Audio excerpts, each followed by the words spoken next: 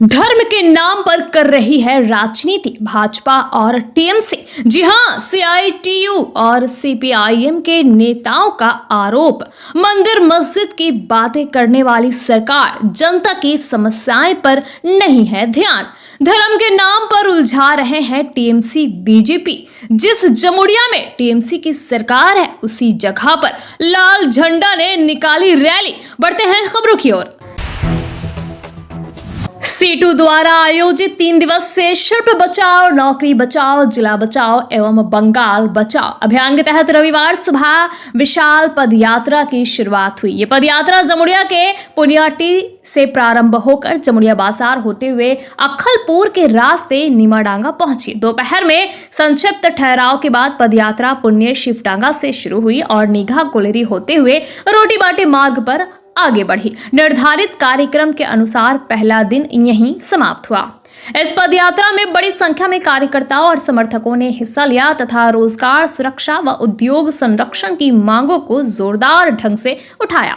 इस मौके पर उपस्थित थे महिला नेत्री मीनाक्षी मुखर्जी, सीपीआईएम पश्चिम बर्धमान जिला कमेटी के सचिव गौरांग चैटर्जी, सीटू के जिला सचिव परवीर मंडल, बस्ती उन्नयन कमेटी के जिला सचिव संजय परमानिक, माकपा नेता तापस कवि, मनोज दत्ता, एमडी कलीमुद्दीन, सुमित कवि, विकास यादव, बुद्धदेव रजक, भरत पासवान, महिला नेत्री कृष्णा भट्टाचार्य, सुभाष पौरी, कुंतल चैटर्जी, शुभेशिष बैनर्जी, एमडी कयूम, मुन्ना अहीर। इस बारे में मीनाक्षी मुखर्जी ने कहा कि बंगाल की जनता ने टीएमसी और भाजपा के जिन लोगों को अपना जन प्रतिनिधि चुना था और रोजी रोजगार तथा आम जिंदगी से जुड़ी समस्याओं के निराकरण की जिम्मेदारी दी थी, वो आज धर्म के नाम पर राजनीति कर रहे हैं। जी हां, साथ ही आइए जानेंगे कि मीनाक्षी मुखर्जी का इस विषय में और क्या कहना है। साथ ही साथ इसके अलावा हम जानेंगे कि गौरांग चैटर्जी का क्या कहना है। आप देख रहे हैं जमुड़िया से टोनी आलम की खास रिपोर्ट। গোটা পশ্চিমবঙ্গে ধর্ম নিয়ে রাজনীতি চলছে। যাদেরকে মানুষ ভোট দিয়েছিল, যে জনপ্রতিনিধিরা সংবিধানকে বাঁচানোর কথা বলেছিল, এই গোটা পশ্চিমবঙ্গের বেকার ছেলেমেয়েদের হাতে কাজ পেটে ভাতের কথা বলেছিল, তারা এখন সবাই মন্দির আর মসজিদে ব্যস্ত।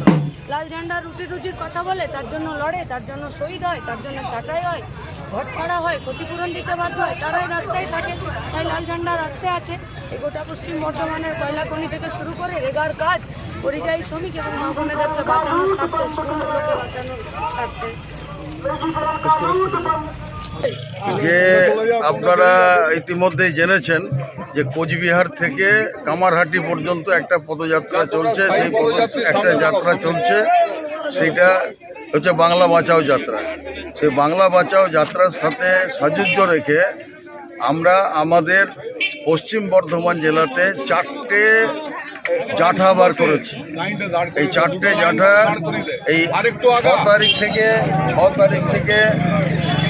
15 তারিখ পর্যন্ত শুরু হয়েছে বারণপুরে, আর 7 তারিখ থেকে 15 তারিখ পর্যন্ত এই জাঠাটা চলবে।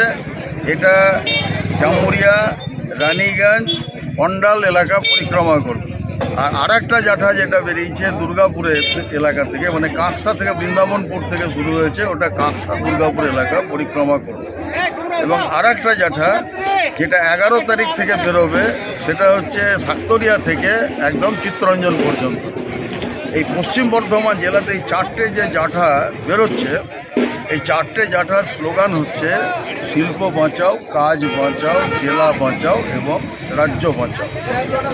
আমাদের পশ্চিম বর্ধমান জেলাতে যে সমস্ত শিল্পগুলো একদম পশ্চিম থেকে যদি ধরেন, পশ্চিম বর্ধমানে সিএলডব্লিউর অবস্থা খারাপ করে দিয়েছে, সিএলডব্লিউতে উৎপাদন কমিয়ে দিয়েছে, পোল্ট্রি কারখানা বন্ধ হয়ে গেছে, প্রায় বন্ধ। বার্নপুর কারখানা যেভাবে আধুনিকীকরণ করার দরকার সেটা হচ্ছে না। এবার বার্ন স্ট্যান্ডার্ড কারখানা বন্ধ। আসানসোল এলাকার অনেকগুলো কারখানা বন্ধ হয়ে রয়েছে। জামুড়িয়া এলাকার 2-3টে লোহা ইস্পাত কারখানা বন্ধ হয়ে গেছে। রানীগঞ্জের 2টো লোহা ইস্পাত কারখানা বন্ধ, পেপার মিল বন্ধ, এবং দুর্গাপুরে 6টা কারখানা বন্ধ হয়ে গেছে। তার সাথে এমএএমসি, বিওজিএল, অপথালমিক এই সমস্তগুলো বন্ধ হয়ে আছে। কাঁকসাতে 5-6টা বন্ধ। কাজেই এই শিল্প যদি না বাঁচে তাহলে আমার আপনার ঘরের ছেলেমেয়েরা কেউ কাজ পাবে না। সেই জন্য শিল্প বাঁচাও, শিল্পর জমিতে শিল্প করো, এই দাবি নিয়ে পদযাত্রা। আমাদের পদযাত্রা হচ্ছে কাজ চাই, তার শিল্প বাঁচলে কাজ পাবে মানুষ, এবং তার সাথে সাথে নদী বাঁচাও।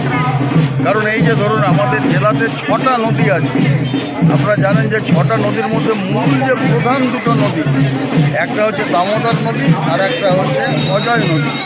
কিন্তু গারুই নদী, নুনিয়া নদী, কুনুর নদী এবং সিঙ্গারন নদী, এর মধ্যে সিঙ্গারন, কুনুর, গারুই, নুনিয়াকে যেভাবে নষ্ট করে দেওয়া হচ্ছে, তার ফলে আপনার দুটো নদী অজয় এবং দামোদরের জলকে পলিউটেড করে দেওয়া হয়েছে।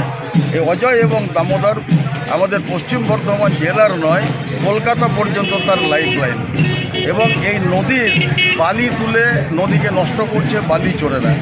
কাজে এর বিরুদ্ধে আমাদের প্রচার আন্দোলন চলছে।